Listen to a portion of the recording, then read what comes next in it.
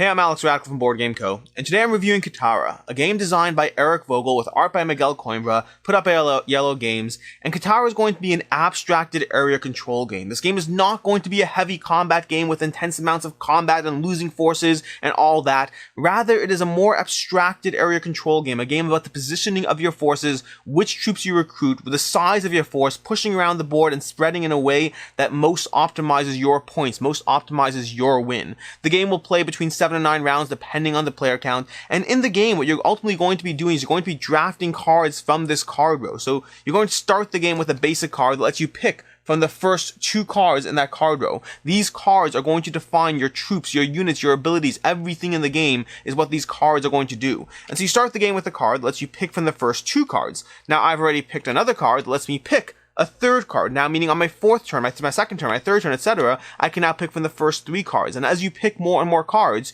you'll potentially unlock the ability to draw from all of these cards, which can give you a competitive advantage over the other players if you can take cards that they simply do not have access to yet.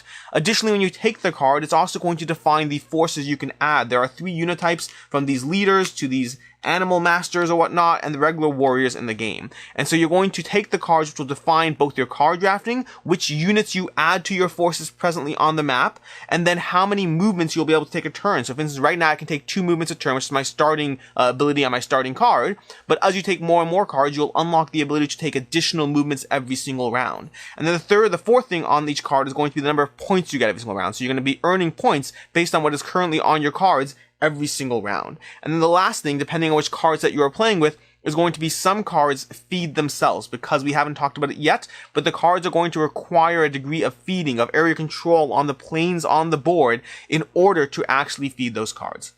From there, you're going to go to taking your actions, which is ultimately going to be about just using the movement. Movement is the only real action in Kitara past drafting that initial card. You will take your movement in order to move your swarms of units across the board, taking over other territories if you have more control, causing those units to retreat. The number of movements you have is the number of, well, movements you have. Each movement can be to any adjacent zone, and you can move into an opponent's zone if you have a greater combat force than they are, which is primarily going to be the number of units, but also affected by the types and diversity of units you actually have. From there, those units are going to have to retreat to other zones. Again, there's no death in this game. It's ultimately just about retreating, making the next zone harder to actually win, because now there's more strength in that zone. From there, you'll move to the end of the round, where you're going to score points based on both your cards, as well as by having certain unit types in the various relic areas on the board. And these sanctuaries or whatnot, primarily the forest space with temples, are going to be where you can score 2 points per man animal, master animal that you have in that location. And then you're going to rinse and repeat until the game actually ends, where you'll get 2 points per card you have in your row. The last thing is going to be that maintenance of your cards. You need to have a unit in each of the various planes per card you want to support. If you have 5 cards, you'll need 5 warriors in 5 different planes areas in order to feed those cards, and that will be reduced by the cards that have this wheat symbol that ultimately pay for themselves. That is the prime aspect of Kitara. It's about drafting cards that add to your abilities, whether those abilities are going to be the flexibility of which cards you can draft in the future, the types of units you get, the movement you can have, the points you can get, or whether those cards pay for themselves. Taking your actions on the board to ideally end up in the best or endgame state, paying for your cards, getting points, rinse and repeat until the game ends. And the Kitara is a simple game that teaches in roughly 5 minutes or so. The rulebook's like 7 pages, which are ridiculously easy to read. Once you have setup, you have components, you have whatever. There's only really like 4 pages of actual rules that are very easy to absorb and understand. And you can from there you can pass on those rules to the players that you're playing with in roughly 5 minutes. It's not a hard game to teach. The playtime of Kitara falls in the 30 to 40 minute range. I can see it dragging on a bit if you have AP prone players, but so far for us it has been a fairly short game that ultimately comes down to draft card, move, score points, draft card, move, score points, rinse and repeat until the game is over. And it provides a decent amount of strategy, choice, and ultimately for me, the card drafting part is what I like a lot. Not typical card drafting of hand to hand, but drafting from this card row. I like the fact that the game gives you an engine building feel in roughly 30 to 40 minutes as you slowly but surely build out what you can do differently than other players. Perhaps you are someone who's scoring 5 or 6 points from your cards alone and you don't have to worry that much about the board. Perhaps you're someone who has a ton of movement, which means no matter what people do to you, you can just spread out again and again and again. Perhaps you have a ton of unit diversity. You can put your units in these various relic areas on the board, scoring additional points. Kitara gives you a lot of different ways to go from specializing in something to being well balanced across the board, and choosing those cards and having the ability to choose the right card for the right moment and utilizing it correctly is a lot of the fun in Kitara.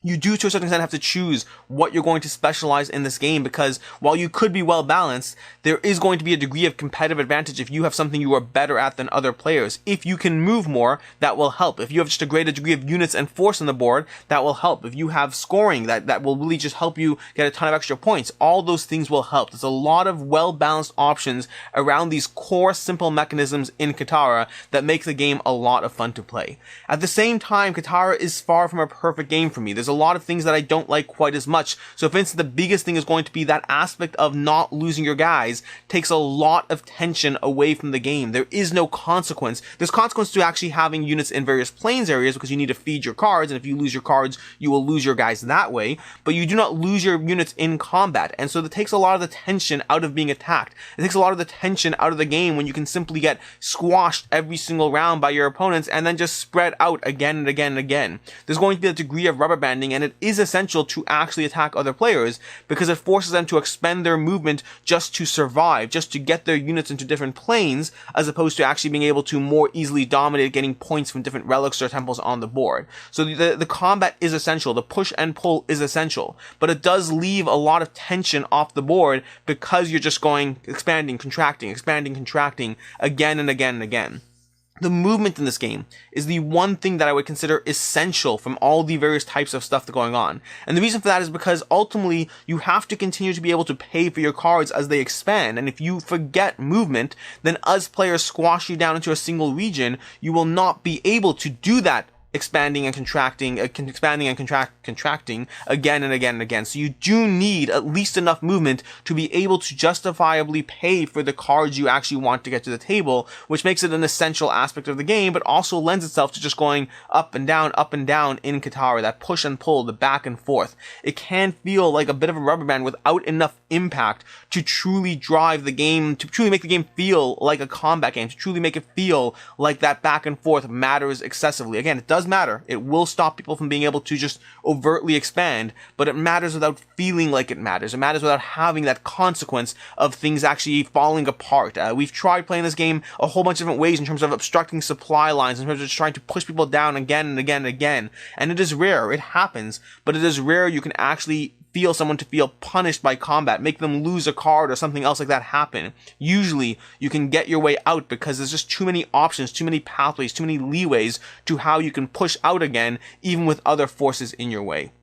As far as what I can see others not liking this game, it's not a combat game. It's more of an abstract game, and that's not a problem for me. I love abstract games, but if you walk into Kitara expecting some sort of heavy combat game, it really is an abstracted area control game. It comes down to those card rows and then that push and pull. There is a puzzle here. There is fun here, but it is not a heavy combat game, and if you're walking in expecting that, you may well be disappointed. Additionally, at the certain points in the game, it's infrequent, but it will happen. You can lose cards. You might just not be able to draft a card with the units you need to be able to get another person, another warrior on the plains to feed your cards. You can occasionally find yourself in situations where you will have to lose one of your cards, which can feel punishing. I know I just made a whole big deal about how I want that tension, I want to feel punished, and I do. This is why this is in the area that I can see others not liking, because for me, I want to feel that I can lose things because that's what gives me the thrill of not losing it, of pushing, of struggling, of challenging, of strategy.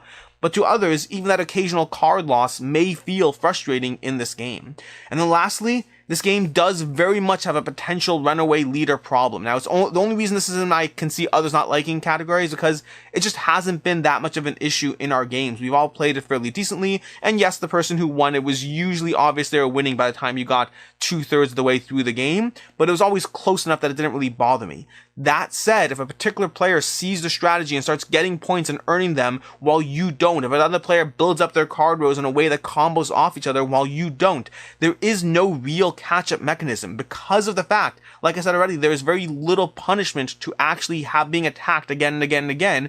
It means even if the other players gang up against the person who's winning, there's not going to be enough of an impact to pull back the leader in this game. Which means if somebody has a decent lead a third of the way through the game, it is likely that they are going to win. If the lead is tight and slowly expanding, that's one thing. But if somebody has a decent lead early on in Kitara, they are likely winning the game Fortunately, the game is 30 to 45 minutes, which means it's not that much of a problem.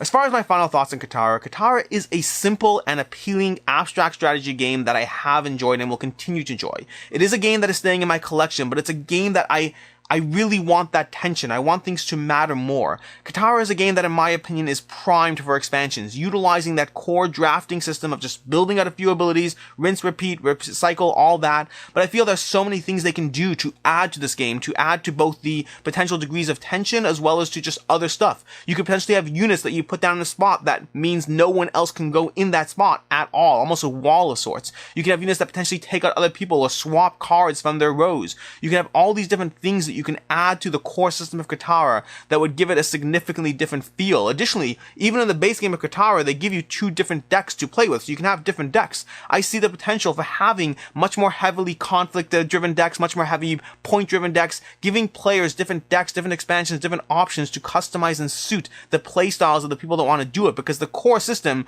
works regardless of what deck you give them. So I think Kitara is a game that is primed for expansions, and I want to see all the expansions that could potentially take a system that I am enjoying and give me a lot more tenseness and also variability around that core system. For now, Kitara is a game that is staying in my collection. For now, Kitara, coming in at the 30 to 40 minute playtime and that light accessible gaming, it is the kind of game that I will continue to pull off the shelf when we have 3 or 4 players. I have not played this with 2 yet. When we have 3 or 4 players sitting down and want to play a game in that shorter range while we're waiting for someone to show up or something, I can see Kitara being pulled off the shelf quite a bit.